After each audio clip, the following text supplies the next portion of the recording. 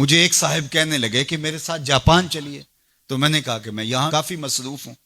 تو انہوں نے مجھے کہا کہ آپ ذرا چل کے دیکھیے تو صحیح، آپ کو 29 سال ہو گئے ہیں تبلیغ کرتے ہوئے، سمجھاتے ہوئے، اور 40 برس آپ کے والد گرامی کو بھی ہو گئے، اور پھر اس کے بعد آگے بھی آپ کے مشائخ، اور اسی طرح آپ اب مبلغین تیار کر رہے ہیں، جمعہ میں بھی یہی خطبہ ہوتا ہے، اجتماعات میں بھی یہی گفتگو کرتے ہیں. تو آپ جو تبلیغ کر رہے ہیں اور لوگوں کو یہ بتا رہے ہیں، یہ کوئی میرا فلسفہ نہیں ہے تو میں آپ کو جس کا پابند بنانا چاہتا ہوں، یہ تمہارے رسول کی سنت ہے.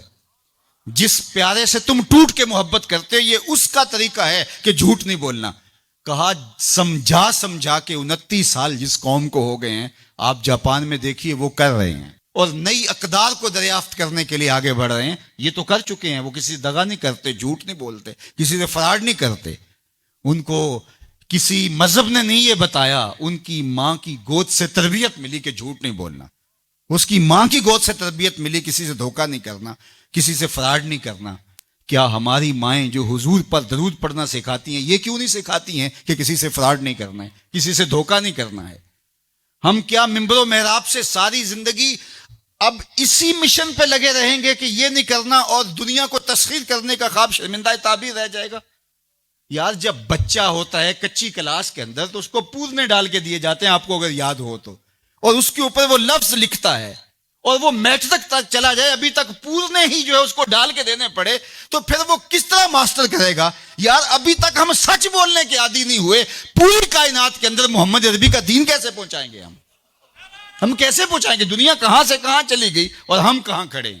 اکبر الہ آبادی نے کہا تھا، مس پہ ہے اپنی نظر اور سیم ان کے ہاتھ میں. ہم ابھی تانبے کو دیکھ رہے ہیں اور وہ چاندی بھی اٹھا کے لے گئے. اب وہ کائنات کو تسخیر کرنے جا رہے ہیں، اور ہمارا بھی یہ مرحلہ طے نہیں ہوا کہ ہم سائے کو تنگ نہیں کرنا چاہیے، ہمارا یہ مرحلہ طے نہیں ہوا کہ کسی کو تکلیف نہیں دینی چاہیے. انسانی سوسائٹی، انسانی معاشرت کے خد و خال ہیں واضح، اور اسلام نہ بھی ہو تو کفر کے معاشروں کے اندر بھی یہ پایا جا رہا ہے کہ ہم سائے کو تکلیف نہیں دینی، کسی کو دکھ نہیں دینا، فراڈ نہیں کرنا، جھوٹ نہیں بولنا، 2 نمبر چیز نہیں بیچنی. اور ہم کیا ہیں؟ ہم تو دوائیوں کے اندر بھی ملاوٹ کر لیتے ہیں، اور مسلمان ہم ہیں جیسے ہم عاشق رسول ایسے زمانے میں کوئی نہیں. اور جو جان بچانے والی دوائیاں ہیں ان کے اندر بھی ہم ملاوٹ کرتے ہیں. ہمیں شرم آنی چاہیے. ہم کھڑے کہاں ہیں؟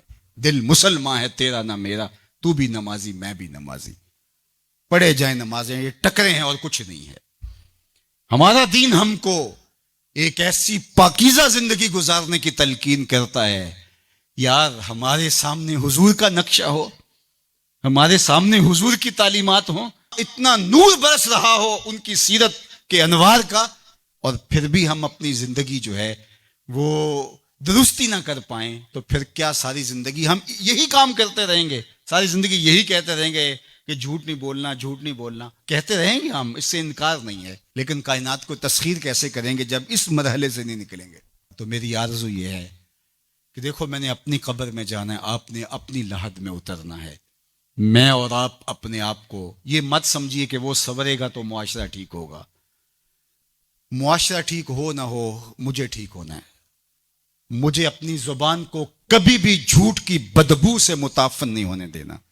مجھے کبھی بھی کسی کو اذیت نہیں دینا، چاہے وہ میرا ہمسایہ ہے یا میرا دشمن بھی کیوں نہ ہے. مجھے کسی کے لیے غلط نہیں سوچنا ہے، اور کسی کو نقصان پہنچانے کی منصوبہ بندی کی دور کی بات ہے، وسوسہ بھی آئے کسی کو نقصان پہنچانے کا تو اس کی بھی نفی کرنی ہے، کیونکہ میں اس آقا کا غلام ہوں جو رحمت للعالمین ہے. تو اس آقا کے لائے ہوئے نظام شریعت کو نافذ کرنے کے لیے ہمیں عملی قدم اٹھانا پڑے گا.